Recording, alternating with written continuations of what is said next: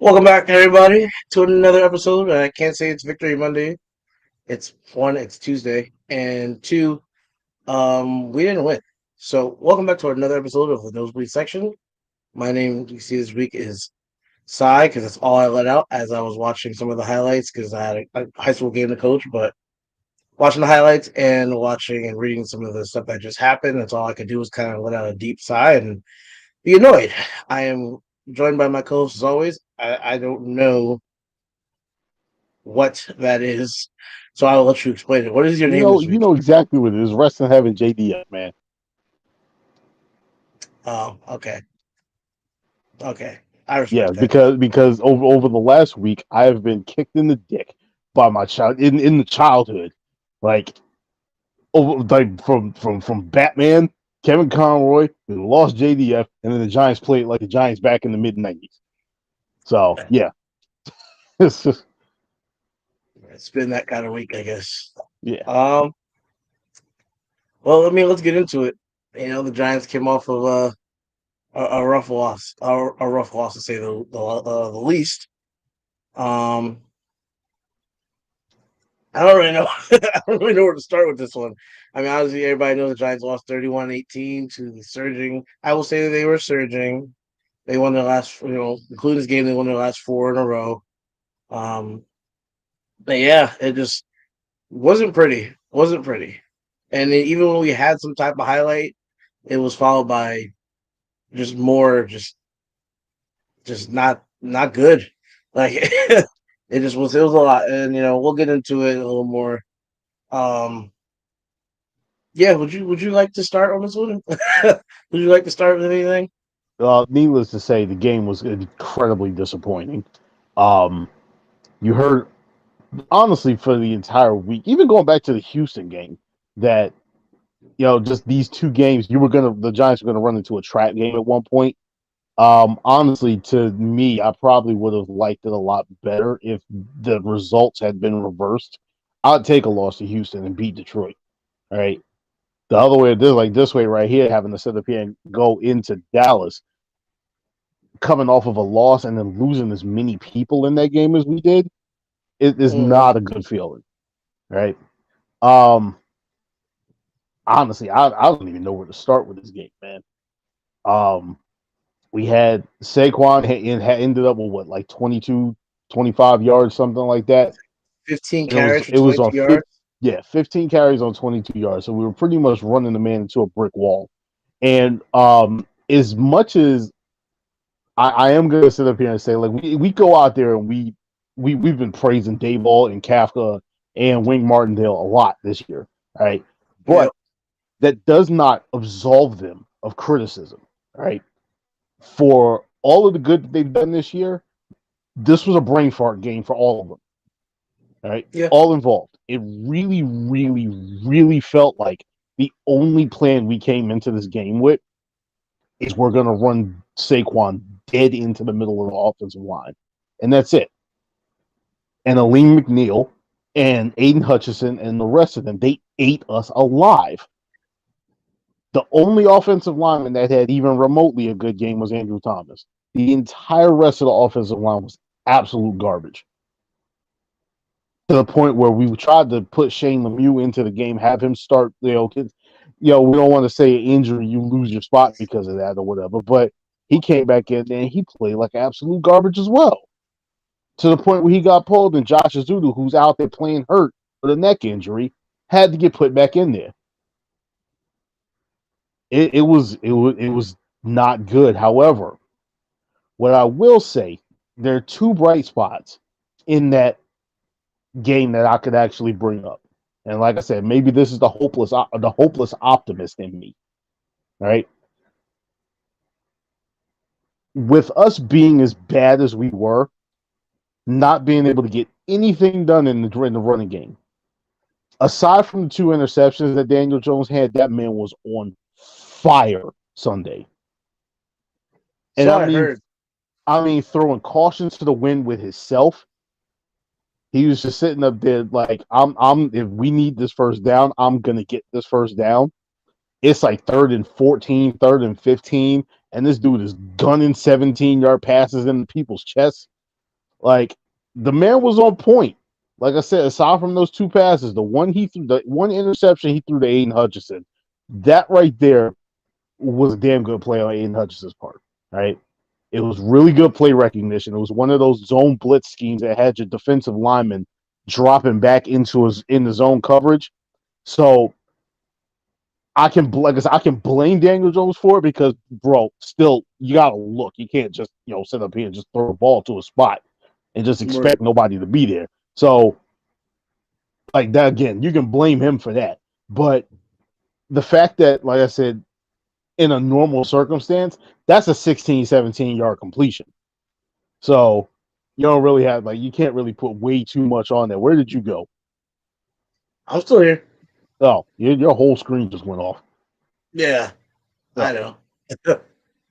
But anyway, like I said, you can't sit up here and put the entire game on him, which I'm not seeing anybody do. But he has his detractors that are gonna sit up there and we could put 70 points on the board, and they'd be like, "Well, why didn't we score 85?"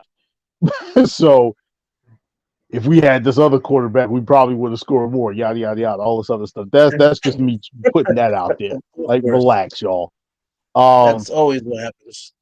the other thing that I'm gonna say is the fact that no matter how bad that game seemed to have gotten, for whatever reason, and like I said, maybe this is just me turning the page when it comes to the Giants. It never felt like we were absolutely out of that game until the Isaiah Hodgins fumble, and I was just like, all right, there's no way we're going to be able to come back. We don't have enough time. Um, it still felt like this team is still moving the ball. I mean, we're out here aside from Grant Gano can't hit the extra point to save his life today for whatever reason, Yeah, but I don't know what happened there either. it was that type of day. It was one of those everything is going to go wrong type days. Um, we hadn't turned the ball over all year long until this game. We give away 3 turnovers in the game. Um, and then like I said, up until that fumble, I didn't feel like the Giants were out of the game. I felt like I'm like, yo, this is eerily reminiscent of one of those Eli games where we're down by 12, 13 points in the fourth quarter. Mhm. And then, so they just start moving the ball. You get one stop on the defense. Giants draw the ball down if it maybe get a lucky catch or some junk like that on the sideline or whatever. Somebody catch, Brandon Jacobs just happened to trip over somebody or whatever and get a first down when he wasn't supposed to or something like that. It just felt like that. It just felt like that, especially because of the way that Daniel Jones is using his legs and everything. So, like I said, maybe it's me grasping at straws with this one, but I'm going to tell you, it did not feel until that Isaiah Hodgins fumble where really just like, all right, we're out of time now. It did not feel like we were out of that game. Uh, I don't know. Like the main things I take from it, and again, I couldn't watch the game. I had to coach a football game on the last of our season, but just everything I saw. Okay, that all right. No, sorry. Just it's not Giants news, but just the Rams waived Daryl Henderson. The running Okay, back? yeah. Why? I don't know. I thought he said he only played 4 snaps, but I could have swore they were using him more than Cam Akers. I guess they kind of okay. All right. I don't know. Maybe Todd Gurley coming Uh, back. um. Yeah, from what I saw, and like I said, I was watching sparsely. I was checking, just reading stuff. Everything, even from like beat writers, I was reading like Jordan Renan and who's kind of negative most of the time anyway. But Jordan Yeah. Renan and Art Stapleton and a lot of people I was reading, a lot of beat writers, Dan Dugan, everybody, everything just said it was like not good. Mm. Everything was just like, you know, I know the one thing you texted said Galladay caught like a pass or two. So I was like, all right, well, there you go. There's his revenge game, 29 yards. I'm like, Yo. Here's the thing, and this is one of the reasons why I can't stand New York fans. Yeah, and I know I'm involved in this. Yo, this dude caught oh, that first pass, and the whole stadium gave this man a standing ovation. I was,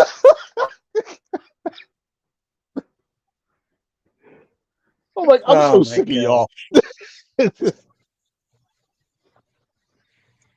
Yo, that's the one thing I kept hearing. Like people kept cheering that this dude was catching passes and everything. Mhm. So I don't know. And then other than that, I mean, look, Daniel Jones, like you said, he had two big interceptions, but everything else I read was he was like you said, he was throwing some darts out there. He was making some passes. At least I saw he sailed the one that ended up being a pick.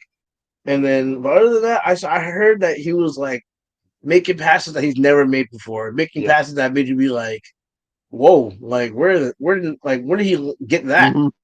So I mean, silver lining there, I guess, like you said. Um, Darius Slayton, he again had a decent game. I believe he had like 86 yards receiving. Yeah. I mean, Slayton for the third and fourth week in a row is proving that he can be some type of weapon, so that's good. Unfortunately, Wandale Robinson, like we'll get into the injuries, but yeah, we all said Wandale Robinson had a bit of a breakout game at 100 yards receiving, and then just tried to do a little extra on a play and went down grasping his knee and unfortunately tore his ACL. And Yep. it's just it sucks that it's almost like that's like not the story of the season, but it was like that was like the story of the game. It was just like you do a couple things or one thing right, and then just like something bad has to happen on top. Like Hmm. make a 10-yard pass or a 20-yard pass, and then I have to fumble. Like, and I was reading like, oh, Daniel Jones is throwing a second pick today. I was like, oh, come on, like, come on. But like it was, I'm not gonna say it was one of the things that you knew was gonna happen, but like how many times all week were people talking about like, oh, Daniel Jones hasn't thrown a pass, has thrown an He hasn't thrown interception an interception in since week in 3. I'm 154. like, bro. Yo, that was the theme of the week. Everybody kept saying that Daniel Jones hasn't thrown an interception, 154 pass attempts. Daniel Hmm. Jones is turning the page. Daniel Jones hasn't thrown an interception in since week 3. Daniel Jones. I'm like, what are we doing? And in the moment he throws two picks, oh, there it is. Daniel Jones, guy stinks. Guy's Turning gonna the be out ball after this over year. again. Like, Like, the like whole narrative switched. everything switched. Everything switched. I'm sitting here like, yo, like my man had threw two picks for the first time all season. Like, are we looking past the fact he was making great throws? Are we looking past Hmm. the fact that he threw for 342 yards? Are we looking past the fact that who he has to work with as weapons and Yeah. offensive line in front of him? Like, and that everybody was going down. Like Mongo Feliciano went down.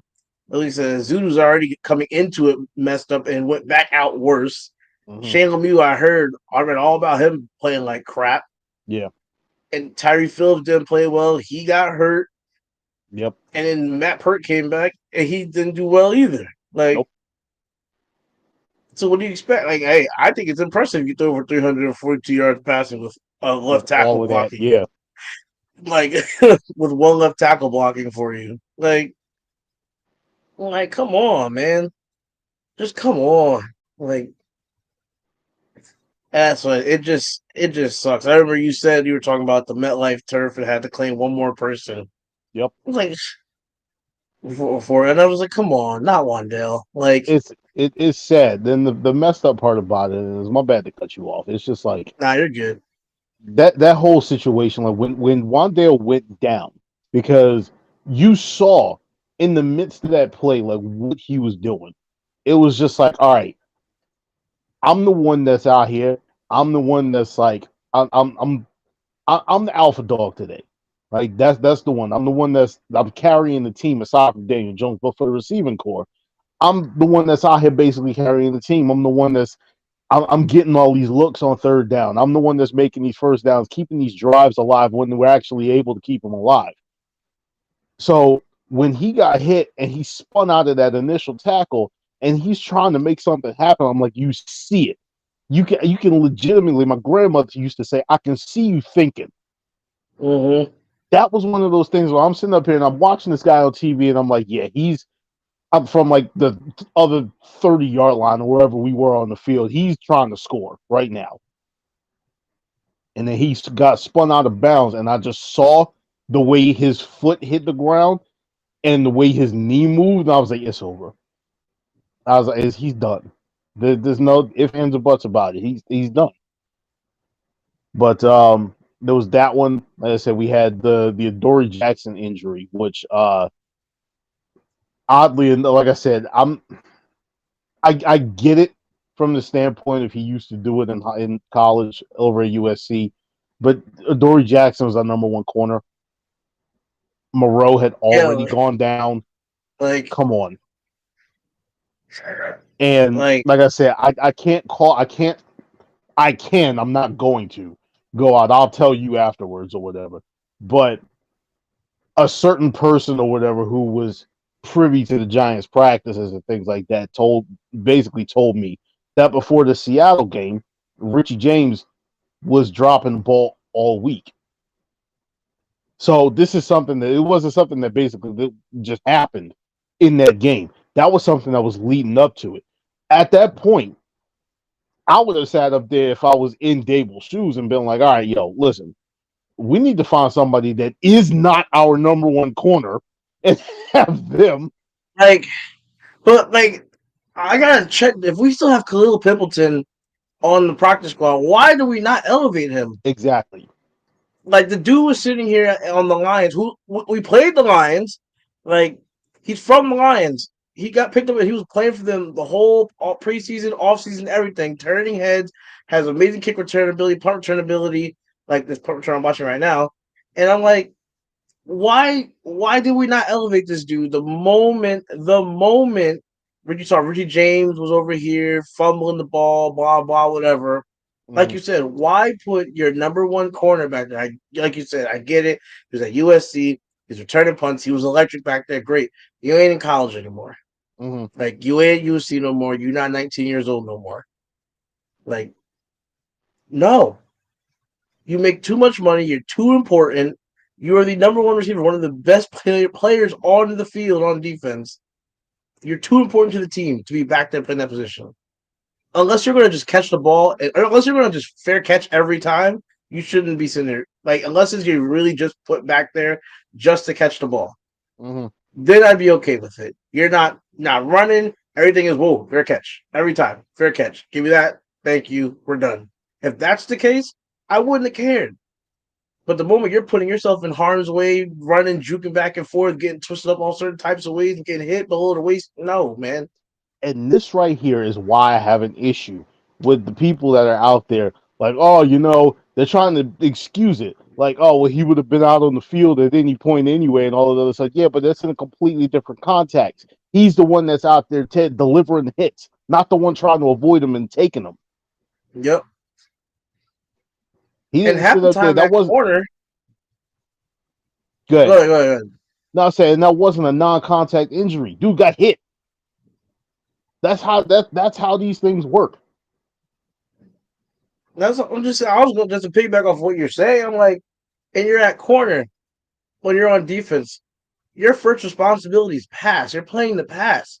So whether you're playing a man, you're playing bump and run, you're playing a zone, whatever, you're dropping back, you're running back with a man, all that. Like you're not like a linebacker flying up to like trying to fill holes and taking on blocks and trying to take a running back down. Like that, you're a corner. You're a 5'10", not even 200 pounds or 200 pounds soaking wet corner Mm-hmm. playing the receiver.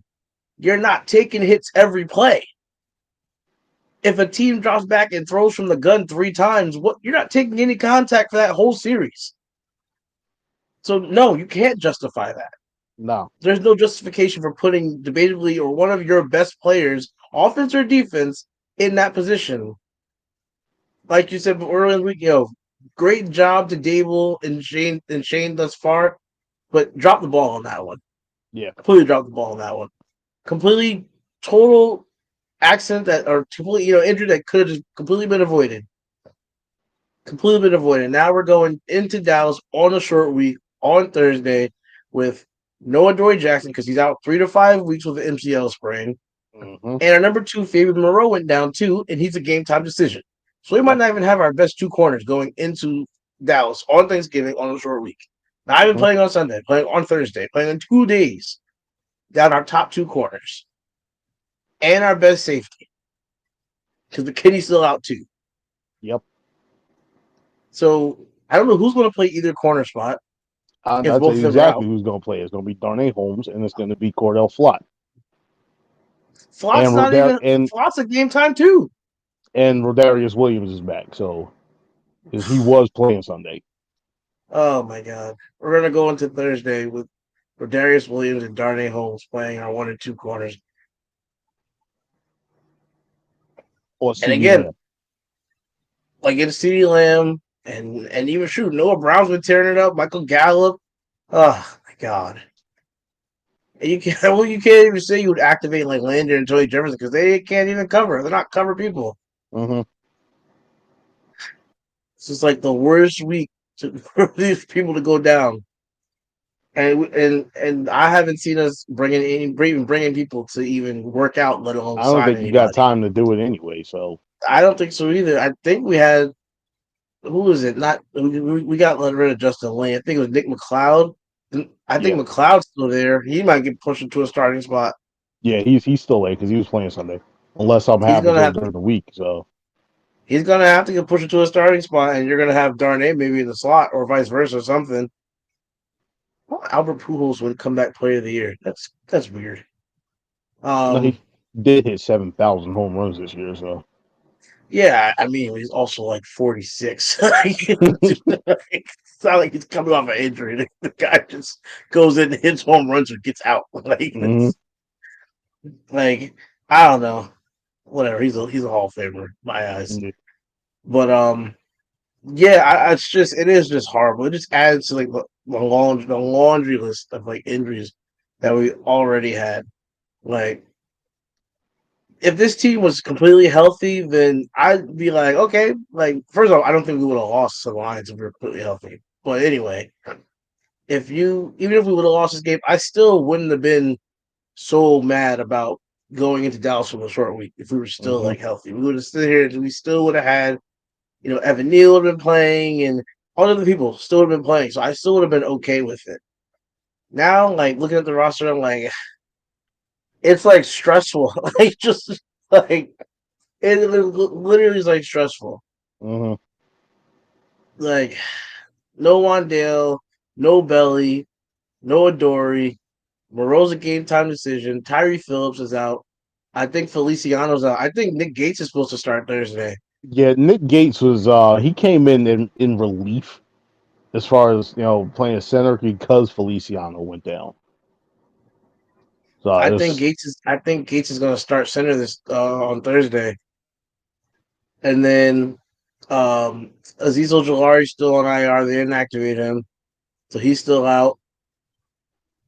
And yeah, like I said, Evan Neal's going to be Evan Neal's like game time decision, so he might play, mhm. might play, and that is a rough game to come back to.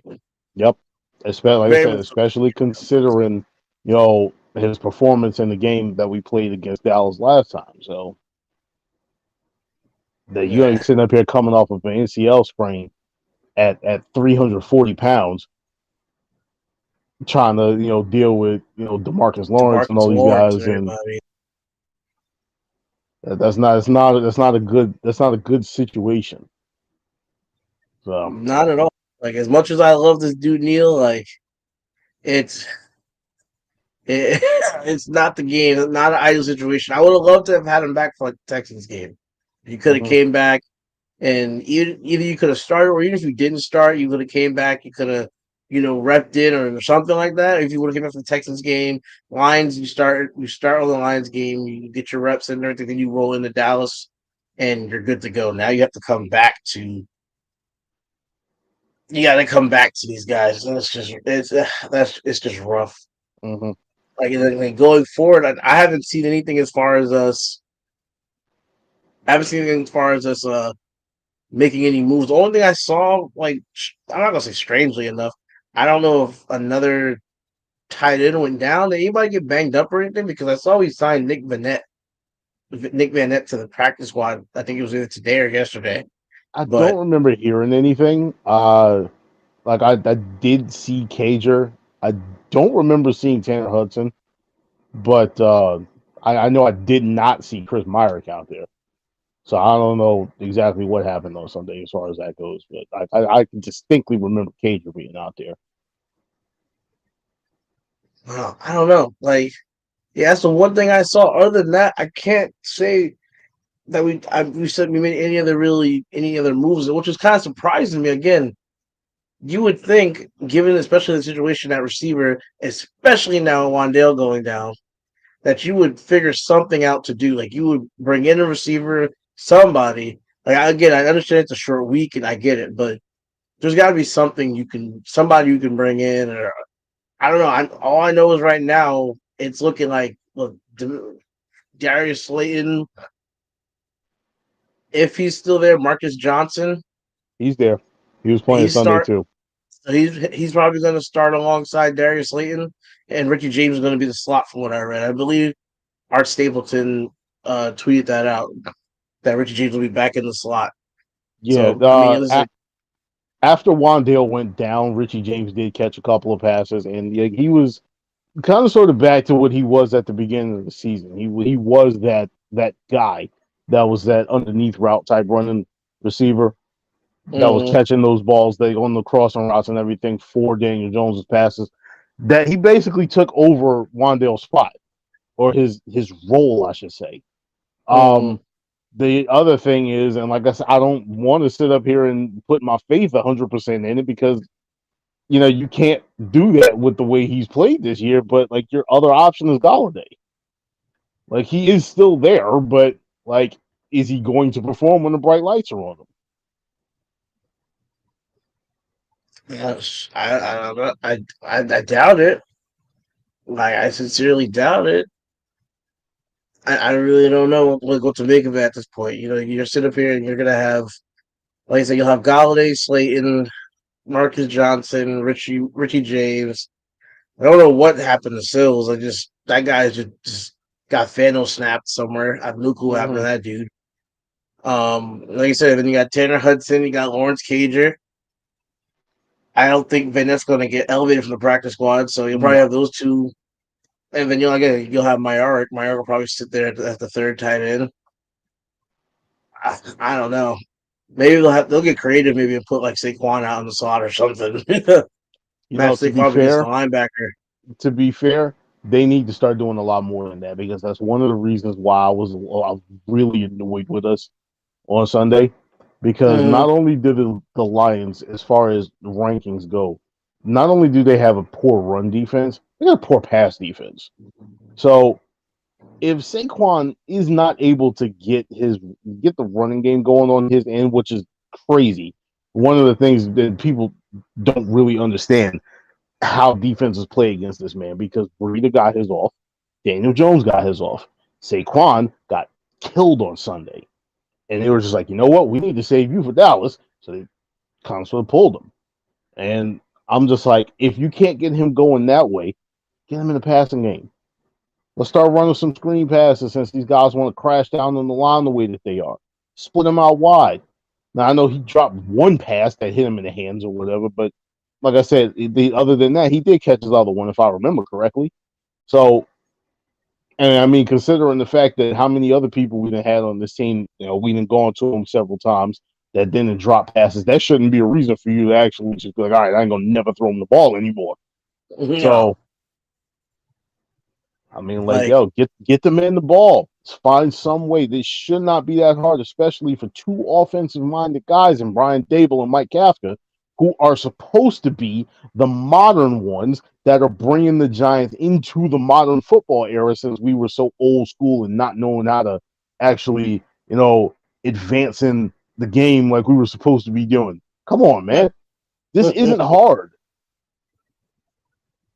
yeah, like I said, it's just like I said, going forward, we're gonna have to pick somebody up, like pick somebody, or like you said, like put Saquon in the slot, do something. Like even if you had Saquon in the slot, you still have Brady in the backfield. Yep. Split Saquon out, put Saquon, and get him, match up against a safety or a linebacker, something that would be a mismatch.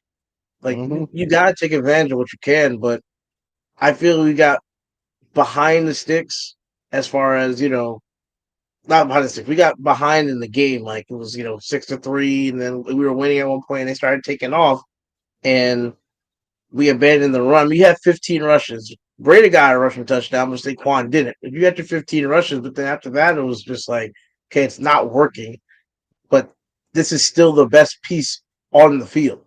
Like And this is the other thing, and again, I think stuff keeps popping in my head, which is why I keep doing this. When we were out, I think the other thing, and maybe this is me again trying to absolve them of the responsibility or whatever, but it's not.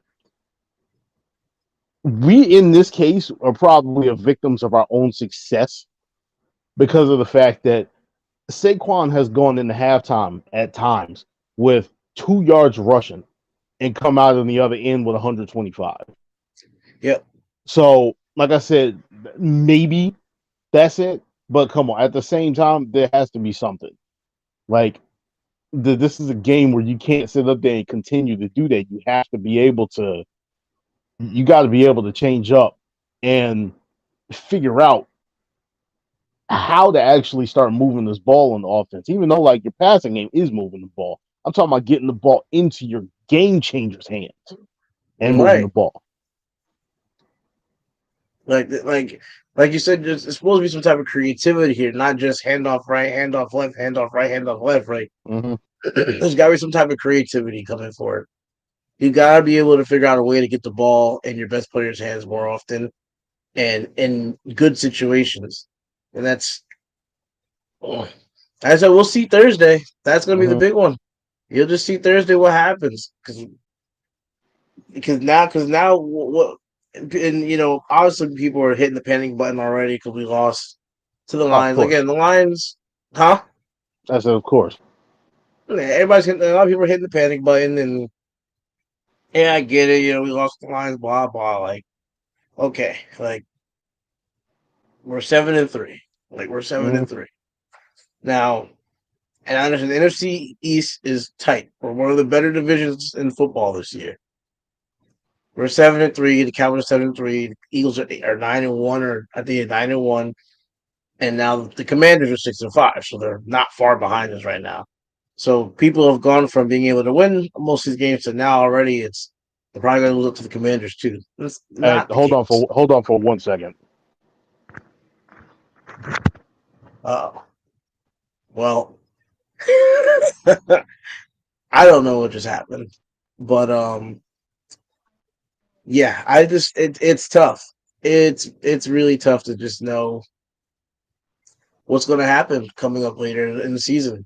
Like I said, we're going to go to Dallas, and Dallas is going to be a tough game. It really is going to be a tough game. I love to know people's thoughts on the game on Sunday and going forward, what their predictions are. I'm not going to lie. Like as far as a win, if we were healthy, I would put it out there all day. We have a chance at winning. If you're telling me we had Evan Neal, if we had a healthy Wandale, even if we had Daniel Bellinger, like what happened? You good? He's okay, Herbie. He's like, you all right? Yeah, my bad, Daniel. Okay. Nah, you're good. I was talking to the people watching. But I was just saying, if we were going into Dallas with a healthy team, I'm just like predictions now.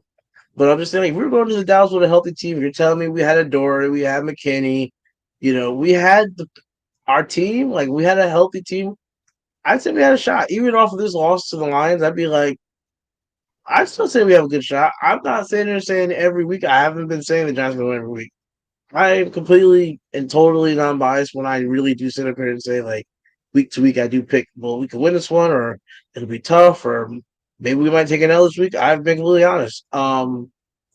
This week, I don't know. This Mm-hmm. Thursday. I'm gonna say it's an L Thursday. I'm gonna I'm gonna be real. I don't ever pick like. against the Giants. As far as I'm concerned, the Giants are gonna win every game they play. But like I'm not gonna sit up here and just be unrealistic with it.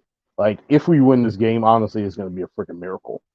I'm And saying. I legitimately hate that for it to be this game. Oh yeah. Oh, well, trust me.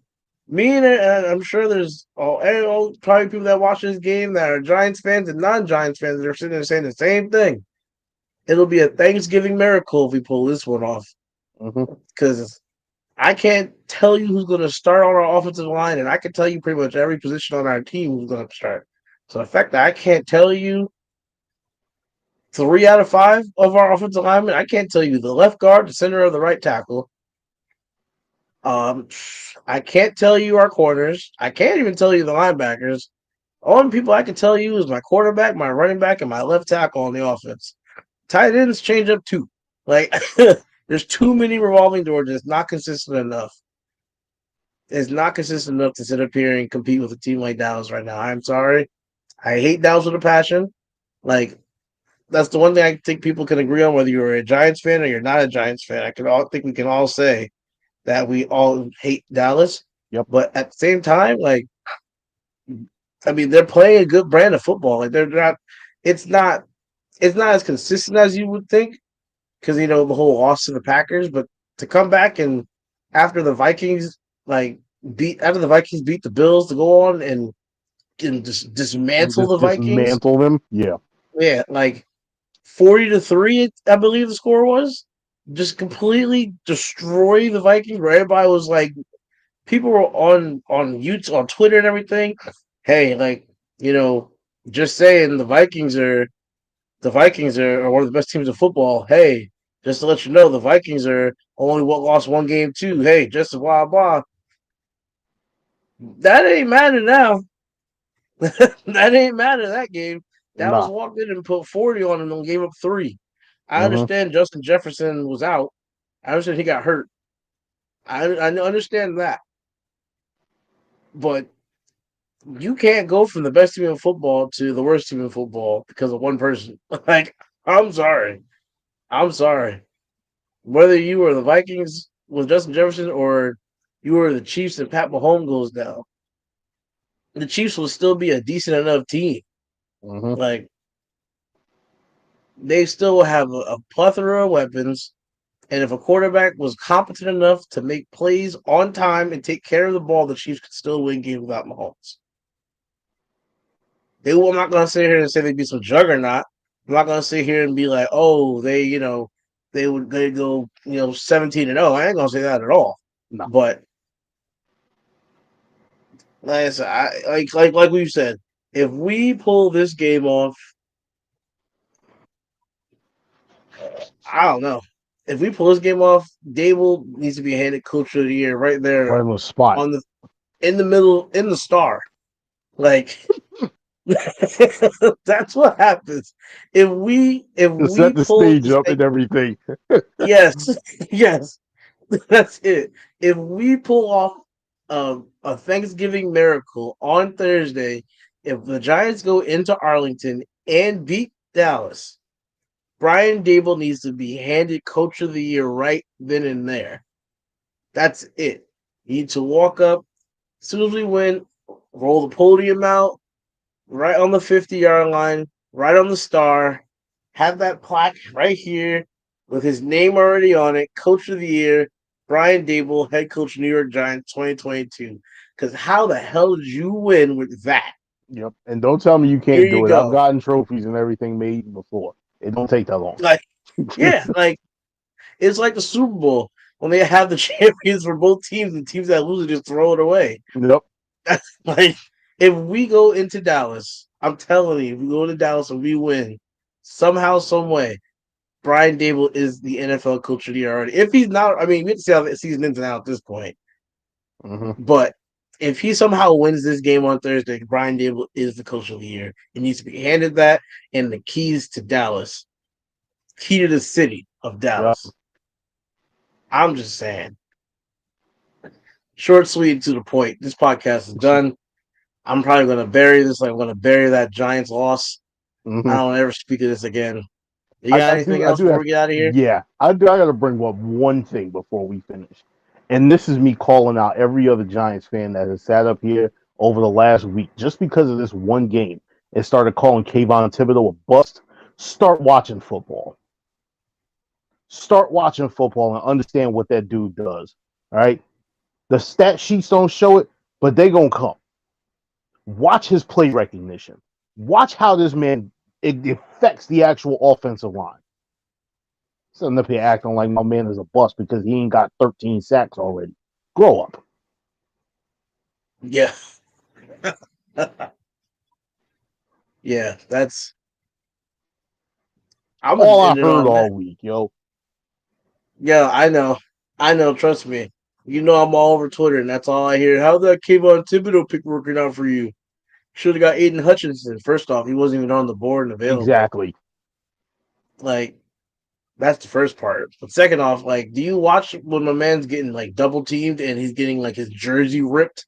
Mm-hmm. Or when he's running past the tackle's just holding his jersey back so he can't get to the quarterback, and then the refs are just like, dur, dur, dur, dur. Like, no, you're not watching then, huh? Of course not. You know people are going to see what they only going to want to see. That's all it is. That's all ever it is. Giants fans are not. Giants fans, like, we'll call Giants fans all day Mm-hmm. because we be right along with them. Yep. Giants fans are not. They don't matter. He'll sit up here, and the moment, like you said, the moment Kevon Thibodeau doesn't have a 6 sacks game, they'll sit up here like, well, Aiden Hutchinson had 3 sacks in one game. Why hasn't Kayvon Thibodeau? The moment Kayvon don't have 6 sacks in the first quarter, this guy is a bust and he needs to go retire. Like, just shut the hell up. Shut the Mm. hell up. And it's been brought up multiple times from multiple people, but I saw it first from Entertainment. What was it? I believe it was Strahan, OC, and somebody else. Jason Pierre-Paul had a combined 6.5 sacks over their rookie season. 3 names that you could see in the Giants Ring of Honor. One of them in the damn Hall of Fame. Get a grip. Seriously, get a grip. For real, for real. All right, everybody. This will be the first and probably the last time I ever speak of this podcast. On the Dallas. Tough test. Giants are 7-3 going into it. I don't have a prediction. I don't have a score for you. I want to get out of the game clean, healthy, and on to the following week. Whether we win or lose, I want to see a hard fought battle. And that's it. That's it. Well, 73-0 Giants. 73-0, the Giants beat Dallas. With Graham Gano making up for last week, kicking the finishing the game with a 75-yard field goal. Again, if we beat Dallas 73-0, Brian Dable, screw coach of the year. If we win 73-0, they better Brian hand Dable's Dable the MVP. Lombardi. Brian Dable's MVP. Not even eligible for it. If we beat Dallas 73-0, here's your Lombardi, and here's your MVP. Here's your regular season MVP, Yep. and your Super Bowl MVP. The head coach is getting MVP if we beat Dallas 73-0. Jesus. And you know what? And we can stake in the Dallas roster. We can just take people from the roster, dude. Yep. Michael Parsons Oh coming over right now. my